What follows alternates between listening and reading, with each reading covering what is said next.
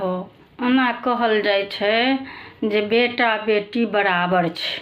आइ काल्हि कहै छै जे बेटा बेटी बराबर छै, लेकिन देखक जहन बेटा बेटीके बियाह होइ छै, जमाएके सासुरमे अगर ओ एकटा गलतो कऽ देलकै, गलतो बाजि देलकै तऽ केओ किछु नहि कहि सकै। अगर कहि देलकै तऽ ओ सासुर एनाइ छोड़ि देतै, कनियाँके आबऽ देनाइ बन्द करवा देतै, जे मोन हेतै से करतै।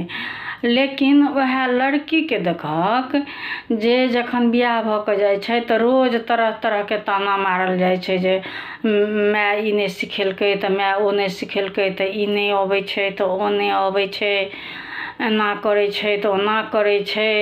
सब तरह तरहके ओकरा बात बनायल जाइ छै। अगर ओ जवाब नहि देलकै तऽ ठीक छै, अगर जवाब दऽ देलकै तऽ कहतै माय बाप संस्कारे नहि सिखेने छै, संस्कार तक चलि जाइ छै, मायके बाप तक पहुँच जाइ छै। से सहनाइ से लड़कीके काज छियै।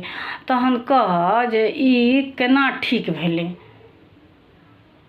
ई लोकके जे एहन मानसिकता छै जे सबटा लड़किए सहतै तऽ ई कोनो मतलब तखन लड़का लड़की बराबर कोन एंगलसँ भेलै से बताब।